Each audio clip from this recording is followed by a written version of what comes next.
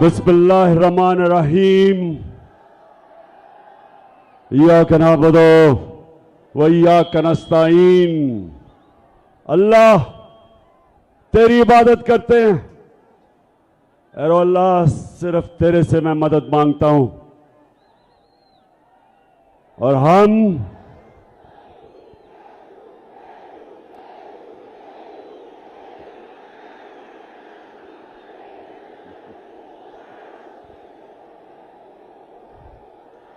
पहले जब भी मैं आपके सामने तकरीर करनी शुरू करता था तो वो क्या आवाज आती थी? डीजल। और ये अब एक नई आवाज आ रही है, ये क्या है? और मुझे आहिस्ता आहिस्ता पता चला कि मेलू का मतलब भालू है। अच्छा अमरदान, आपको पता है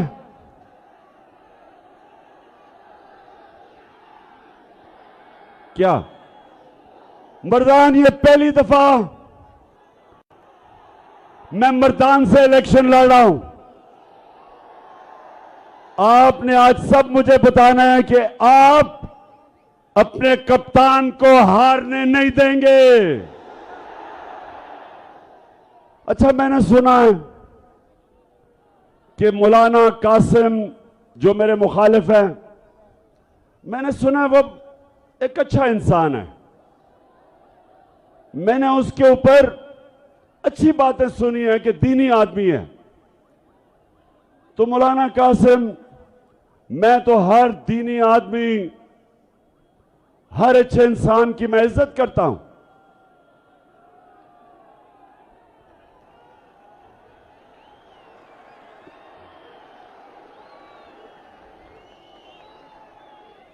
लेकिन मौलाना कासिम, मैं आपसे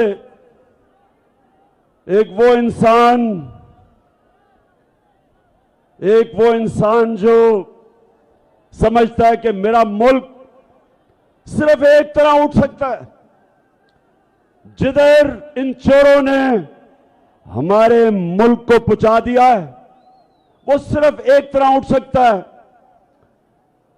कि हम अपने नबी सल्लल्लाहु अलैहि वसल्लम की सूरत, उसकी सीरत पे, उसकी सुन्नत पे चलें।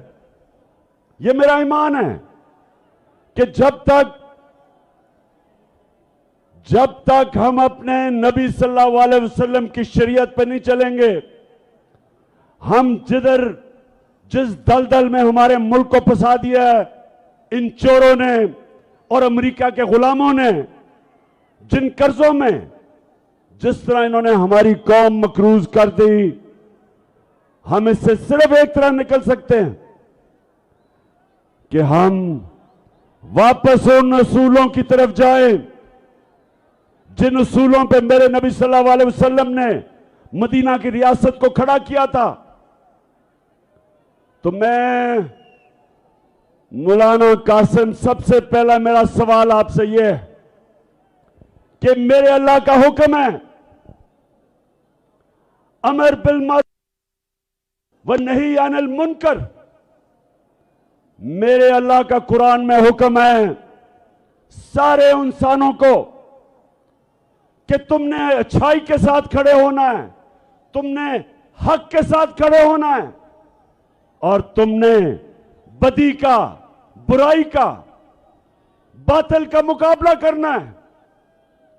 मेरे अल्लाह ने कहीं भी यह नहीं कुरान में कहा कि जब अच्छाई और बुराई का मुकाबला हो तो आप न्यूट्रल हो जाएं, कहीं आपको इजाजत नहीं दी। तो मौलाना कासिम, मैं सिर्फ आपसे एक सवाल पूछता हूं कि घर में अपने बच्चों से जाके पूछें कि क्या नवाज शरीफ और आसिफ जरदारी ईमानदार हैं? अपने बच्चों से पूछे, अपने घर वालों से पूछे कि क्या तुम गवाही दे सकते हो कि ये जो 30 साल से मुल्क को लूट रहे हैं ये दो खानदान। पूछें इनसे, अपने बच्चों से पूछें, दिल पे हाथ रख के बताएं कि क्या ये दो खानदान ईमानदार हैं? बताओ मर्दान, बताओ। 30 साल से ये मुल्क को लूट रहे हैं। 26 साल पहले मैं सियासत में सिर्फ एक वजह से आया था। 26 साल पहले मैं इनकी चोरी और करप्शन, जो मुल्क को कंगाल करके मकरूज कर रहे थे, यहां का पैसा चोरी करके मुल्क से बाहर लेके जा रहे थे, इसलिए मैं सियासत में आया था। और इसलिए आया था कि जब आप एक इंसाफ का निजाम कायम करते हैं, जब आप ताकतवर को कानून के नीचे लेके आते हैं, जब एक मुल्क में इंसाफ आता है, तब वो मुल्क खुशहाल होता है।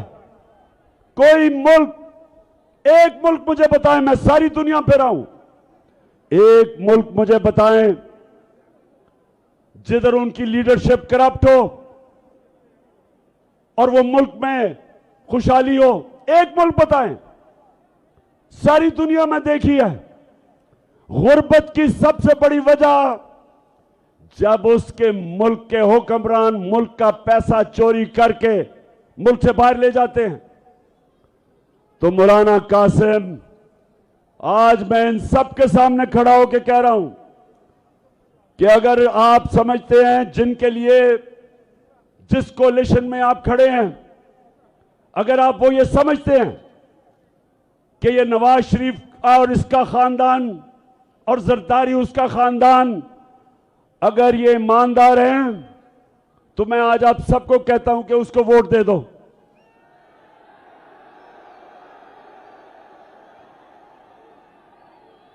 लेकिन मौलाना कासिम साहब, इनके ऊपर तो चोरी पे किताबें लिखी हुई हैं।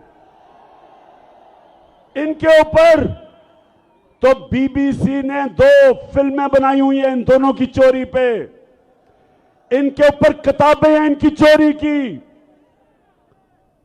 मौलाना कासिम, मुझे जवाब दो, मेरे ऊपर हर रोज नई एफआईआर कटती है, हर रोज मैं अदालत में जाता हूं, हर रोज मैं जमानत लेता हूं। मौलाना कासिम मुझे बताए, मैं क्यों लंदन नहीं भाग जाता? मैं क्यों नहीं मुल्क छोड़ के जाता? मैं अदालत में भी इनका मुकाबला करता हूं, इन चोरों का, और मैं जमीन पे जाके अपनी कौम को जगाता हूं, अपनी कौम को बताता हूं कि मेरी कौम का कोई मुस्तकबिल नहीं, किसी कौम का भी कोई मुस्तकबिल नहीं जिसके ऊपर चोर मुसल्लत हो, जिनके ऊपर अरबों रुपए के केसेस हो। तो मुझे मौलाना कासिम, आप सुना अच्छे आदमी हैं, मुझे बताएं, आपका ज़मीर इजाजत देते हैं आपको इन चोरों के साथ खड़े होना? कैसे आप अपने अल्लाह के सामने खड़े होंगे? क्योंकि अल्लाह ने तो वाज़ेह तौर पे आपको हुक्म दिया है अमर बिल मारूफ का। उसने आपको हुक्म दिया है कि अच्छाई का साथ दो। और अगर आप ये समझते हैं कि इमरान खान करप्ट है और फिर चले जाएं इसके साथ, लेकिन अगर इमरान खान करप्ट होता तो वो भी आज दुम दबा के नवाज शरीफ की तरह मुल्क से बाहर भागा होता।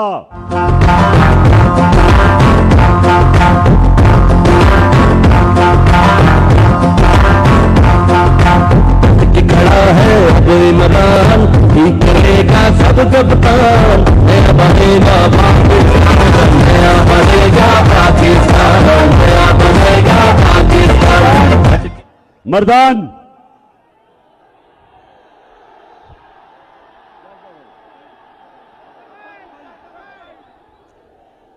तख्त भाई, लेकिन जिला तो मर्दान है। तख्त भाई सुनो। अच्छा तख्त भाई फिर से हाथ उठा के बताओ, आपने मुझे हारने नहीं देना। मैं सबकी जिम्मेदारी लगा रहा हूं, जितने यहां खड़े हैं मैं सबकी जिम्मेदारी लगा रहा हूं कि आपने घर घर जाके लोगों को निकालना है। ये जो चोर हैं इनके साथ मिला हुआ है इलेक्शन कमिश्नर, एक बदयानतदार आदमी, इनके साथ मिलके इसने कम से कम 10 से 15 हजार जाली वोट डलवाई हुई है और हमने 10 से 15 हजार जाली वोट के बावजूद इनको शिकस्त देनी है। मुर्दान जब मैं तख्त भाई तख्त भाई बड़ा वैसे जज्बा है आपको अपने तख्त भाई होने का। मैं अच्छा तख्त भाई, हाँ अच्छा तख्त भाई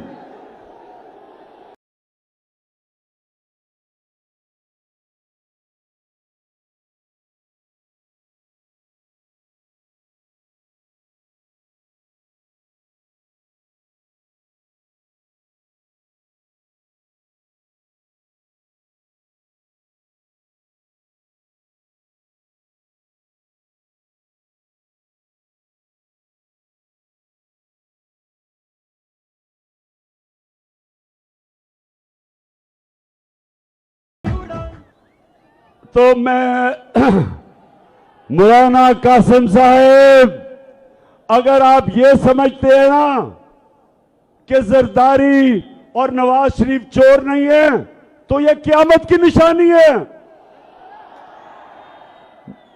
करप्शन क्या होती है तख्त भाई? करप्शन क्या होती है? चोरी होती है जब आपके कोई टेलीफोन जेब से निकाल ले, इसको चोरी कहते हैं। चोरी होती है आपके घर में कोई आके डाका मार दे।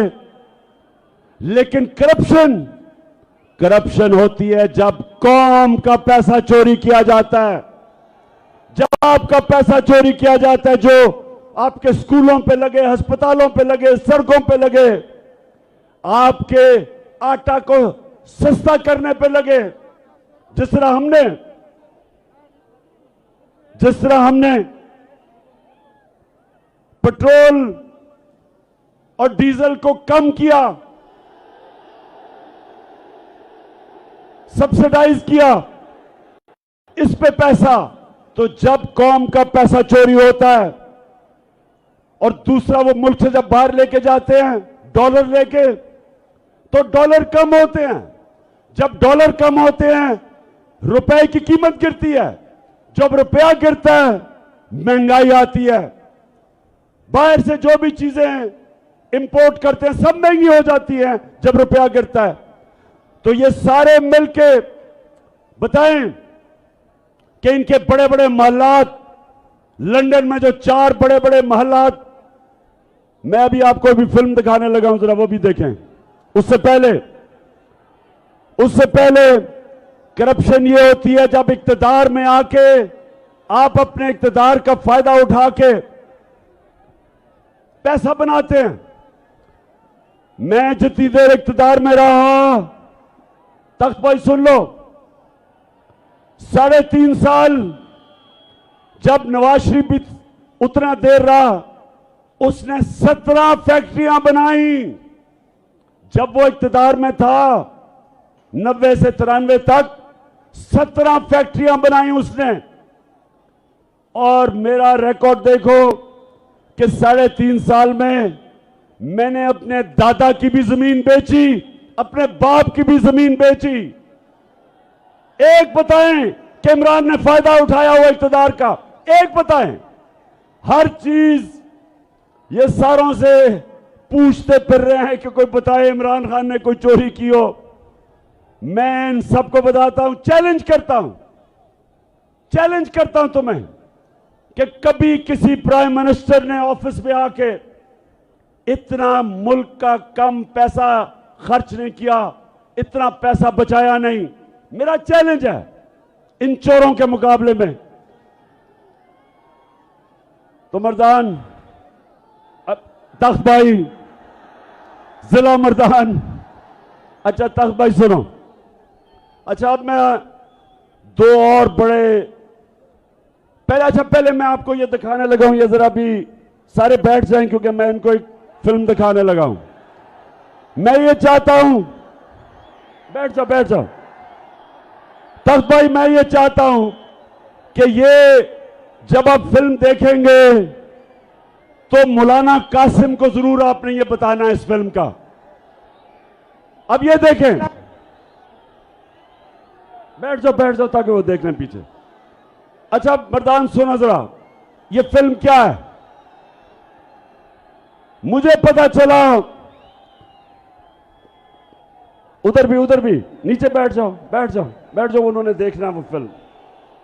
शाबाश, नजर आ रही है सबको? अच्छा अब पहले मैं बैकग्राउंड बता दूं कि मुझे पता चला कि लंदन के सबसे महंगे इलाके के अंदर 4 अरबों रुपए के महलात ये नवाज शरीफ ने खरीदे अपनी बेटी के नाम पे। ये आज से कोई 10-11 साल पहले की बात है। तो जब मैंने ये कहा तो नवाज शरीफ की बेटी मरियम टीवी पे आई, तो सुने उसने क्या कहा, ये देखिए जरा।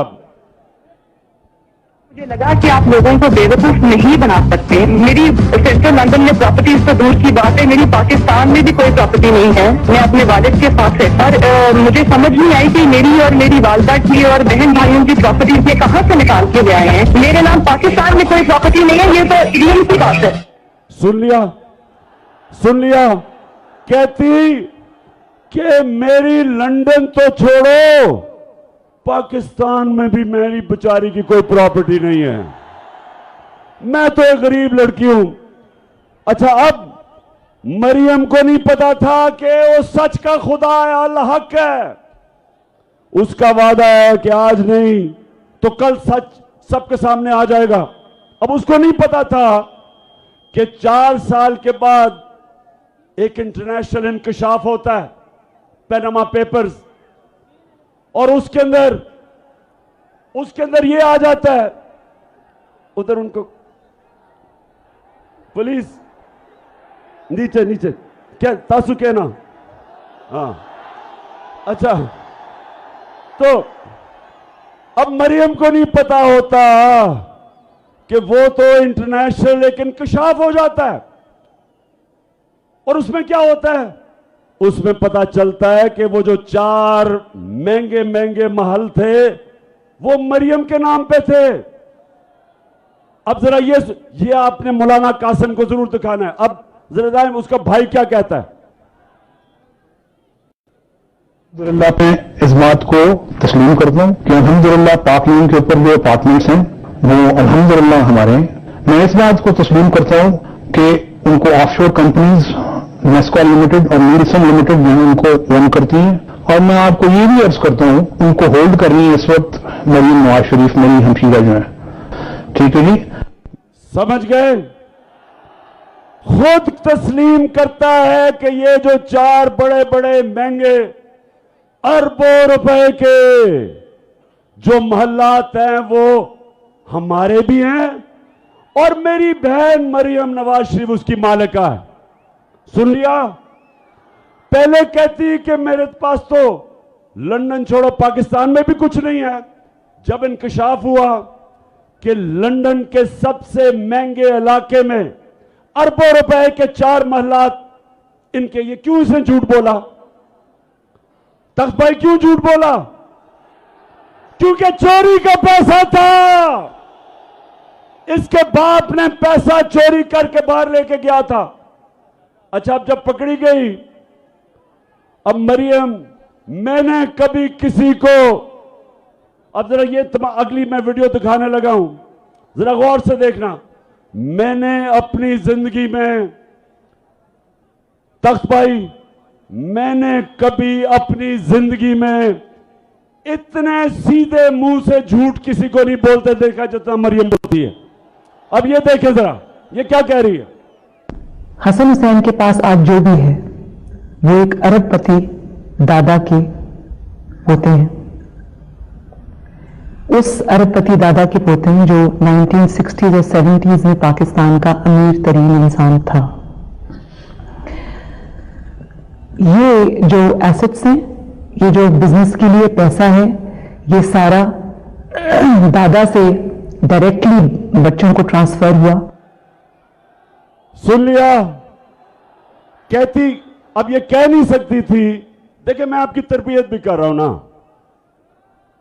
तख्त भाई, मैं आपकी तरबियत भी कर रहा हूं। अच्छा, अब इसने क्यों कहा कि जी वो वालिद की नहीं? क्योंकि वालिद का जिस वक्त नाम लेती तो सबको पता था कि वालिद के पास तो पैसा ही नहीं था वो प्रॉपर्टी लेने का, तो उन सबको पता चल जाना था कि वालिद ने अवाम का पैसा चोरी करके लिया। तो कहती दादा का है। अब दादा दुनिया में नहीं था।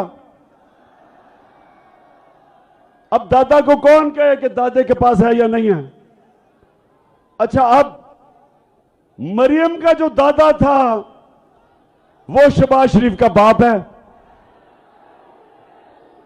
मरियम का दादा शहबाज शरीफ का बाप है। अब शहबाज शरीफ अपने बाप के मुताल्लिक क्या कह रहे हैं, जरा आप ये देखें। मेरे खानदान को 22 खानदानों में शुमार नहीं होता था। मुझे इसके ऊपर बाइस फख्र है कि मेरे वालिद का ताल्लुक एक गरीब किसान के घराने से था। मेरे वालिद का ताल्लुक एक गरीब किसान के घराने से था। हिंदुस्तान से वो तख्त भाई सुन लिया? वो कहता है गरीब किसान था दादा, वो कहती अरबोपति था। और असल में सबको पता है कि क्या हुआ। मैं इसलिए मौलाना कासिम साहब, देख लो ये झूठों को देख लो। आप इनके साथ बैठे हैं, अमर बिल मारूफ। आप अमर बिल मारूफ के साथ नहीं, आप नही अनिल मुनकर के साथ बैठे हैं। आप एक दीनी आदमी हैं, आप कैसे चोरों के साथ जा सकते हैं? और मेलू नहीं लड़ा यहां से, वो 4 सत्ता से लड़ रहा है। और इंशाल्लाह फिक्र ना करो, इंशाल्लाह धांधली के बावजूद जीतेंगे। आपको पता है तख्त भाई, आपको पता है कि ना पाकिस्तान में जब मैं क्रिकेट खेलता था अपने अपने अंपायर होते थे, ना पाकिस्तान हिंदुस्तान में जीता था, ना हिंदुस्तान पाकिस्तान में जीता था। जब उनका मुश्किल वक्त आता था तो उनके अंपायर मदद करते थे, और मुझे अफसोस से कहना पड़ता कि हमारे अंपायर भी हमारे मदद करते थे। लेकिन एक दफा एक कप्तान पाकिस्तान से टीम हिंदुस्तान लेके गया और उनके अंपायरों के बावजूद हरा के आया उनको। वो आपका कप्तान था। इस तरह इंशाअल्लाह ये जो इलेक्शन कमिश्नर बददियानतदार आदमी जिसने 10 से 15 हजार जाली वोट डाले हुए हैं, मेरा चैलेंज है कि अवाम आज पाकिस्तान की हमारे साथ है। उसके बावजूद, धांधली के बावजूद इंशाअल्लाह तुम्हारा वही हाल करेंगे जो हमने हिंदुस्तान का किया था हिंदुस्तान जाके। अच्छा, अब 2 और मैं बातें करनी है तख्त भाई। एक, जो स्वात में हो रहा है, जो हमारे पुराने कबायली इलाके में हो रहा है, जब मेरी हुकूमत थी तो हमने दहशतगर्दी के ऊपर काबू पा लिया था। अब सब जानते हैं कि हमने दहशतगर्दी पे काबू पा लिया था। और आप सब जानते हैं कि मैं बार बार 20 साल कहता रहा कि हमें अमेरिका की जंग में नहीं जाना चाहिए। आप गवाह रहे हैं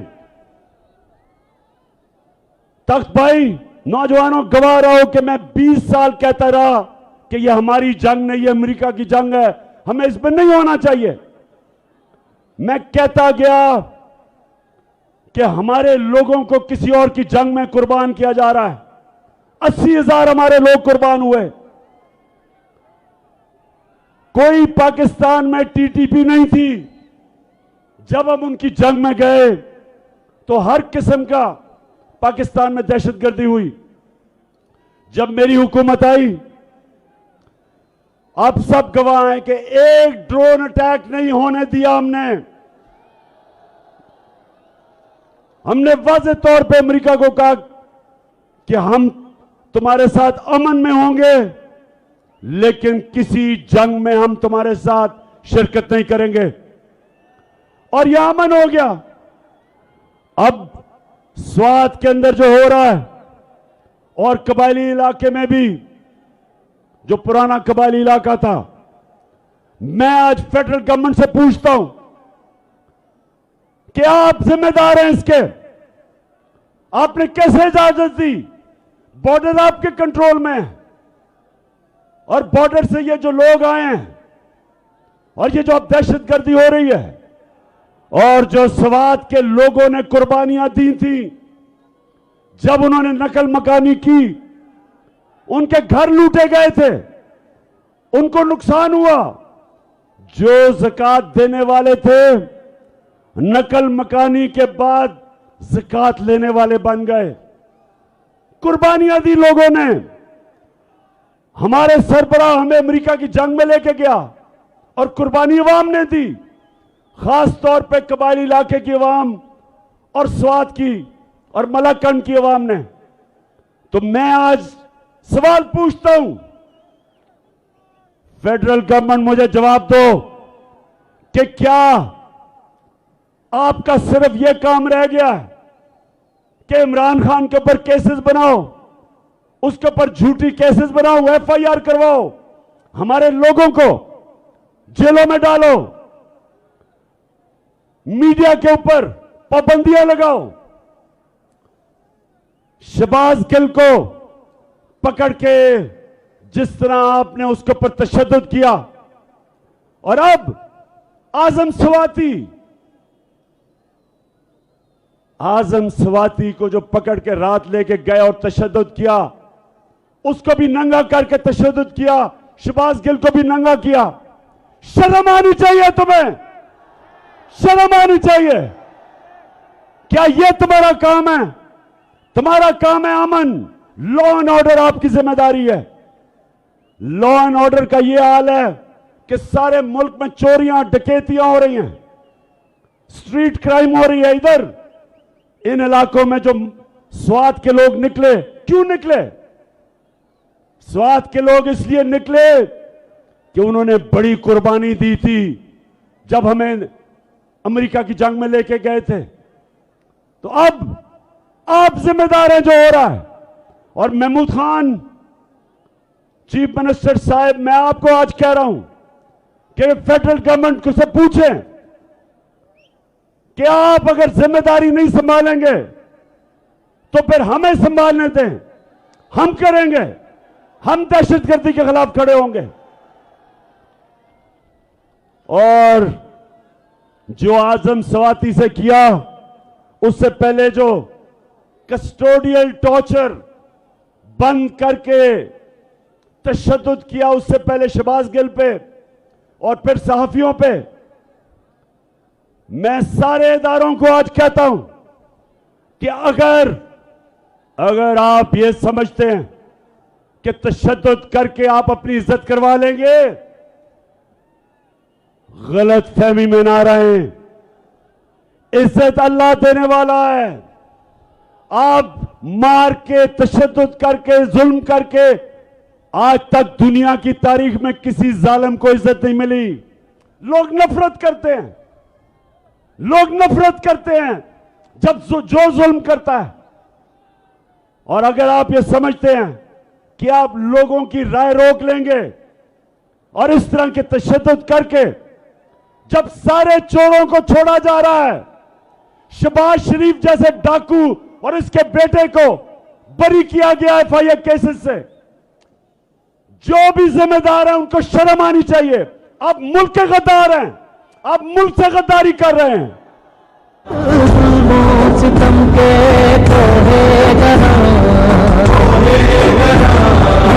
की तरह उड़ जाएंगे,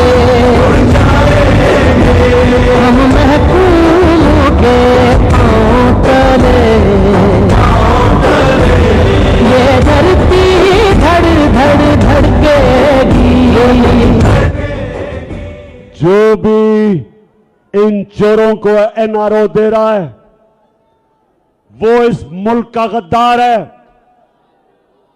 मेरे नबी सल्लल्लाहु अलैहि वसल्लम ने आज से 1500 साल पहले कहा, उन्होंने कहा जो कौम छोटे चोरों को जेलों में डालती है और बड़े डाकुओं को नहीं पकड़ती वो तबाह हो जाती है, वो फना हो जाती है।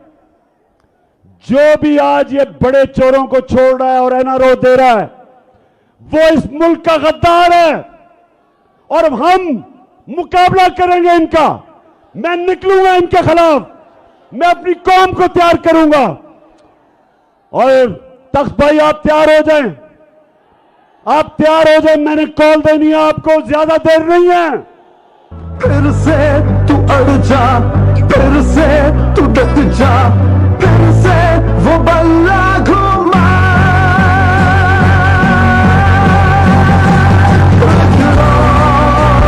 कदम बढ़ा, फिर से वो लम्हा दोहरा जब जीत के आया था, फिर से वतन को जिता। जो इस मुल्क में चोरों को एनआरओ दे रहे हैं और अवाम के ऊपर तशद्दुद कर रहे हैं, मीडिया को बंद करके सोशल मीडिया के पीछे मेरे ऊपर केसेस करके, ये अपने कानों से निकाल लो, जेनों में डाल लो। सब जो समझते हैं कि अगर इमरान खान को जेल में डाल के या उसके ऊपर केसेस करके वो पीछे हट जाएगा, मैं और जोर से आपका मुकाबला करूंगा।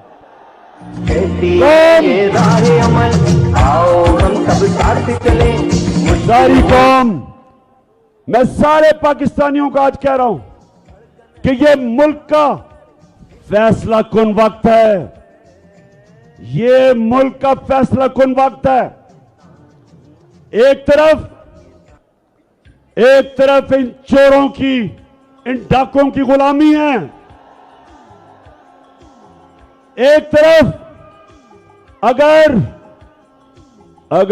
तख्त भाई और मेरे पाकिस्तानियों, अगर हमने इस वक्त जहाद ना की तो इन चोरों की और इनके बच्चों की गुलामी करेगी ये कौम, एक मकरूज और गुलाम कौम बनेंगे।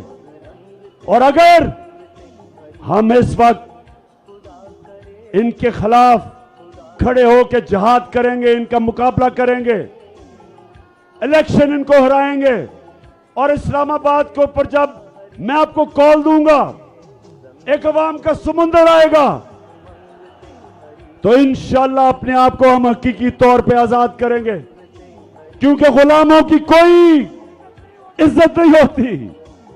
इज्जत सिर्फ आजाद खुददार कौम की होती है। हरे पासपोर्ट की इज्जत तब होगी, हरे पासपोर्ट की तब इज्जत होगी। आजाद, अभी मैं आपको एक आखिरी वीडियो दिखाने लगा हूं, बैठ जाओ जरा, सारे बैठ जाए। आखिरी वीडियो, उसके बाद मैंने आप सबसे हल्फ लेना है, मैं हल्फ लूंगा, लेकिन पहले मैं ये आपको वीडियो दिखाऊं कि इस मुल्क को ये जो चोर को ऊपर बिठा दिया है ये मैं कैसे जलील कर रहा है। सुने सुने, मैं सऊदी अरब से होकर आया हूं, मैं यूएई के होकर, अभी मैं तुर्की होकर आया हूं, और मैंने उन भाइयों को कहा कि आप हमारे बड़े अजीम भाई हैं, हमेशा आपने हमारी मदद की। और मैंने यही कहा, जब मैं आया हूं तो आप समझेंगे शायद ये मांगने आया, मैं मांगने नहीं आया, लेकिन मजबूरी है। जिस तरह माजी में 75 साल में आपने हमारा हाथ बटाया है, कुछ ऐसा आप हाथ बटा। मैंने कहा मैं वादा करता हूं कि इंशाअल्लाह हम पूरी कौम, हम मिलकर दिन रात मेहनत करेंगे, पसीना गराएंगे, अपने पांव पे खड़े होंगे। हाँ शहबाज शरीफ, मैं मांगने नहीं आया, लेकिन मैं बड़ा मजबूर हूं। आप मजबूर इसलिए हैं कि आपने, अपने भाई ने और जरदारी ने मुल्क का पैसा चोरी कर करके बाहर ले गए हो और लोगों को कह रहे हो कि जनाब हम मांगने नहीं आए लेकिन पैसा दे दो। तो तख्त भाई मेरी बात सुन ले। अब मैं आखिरी बात कर रहा हूं, उसके बाद आपसे हल्फ लूंगा। आप सब ने अपनी जिम्मेदारी समझनी है, इस इलेक्शन में भी और उसके बाद मार्च में भी। अब आपने सारों ने अपना हाथ ऊपर करना है, सब हाथ ऊपर करें।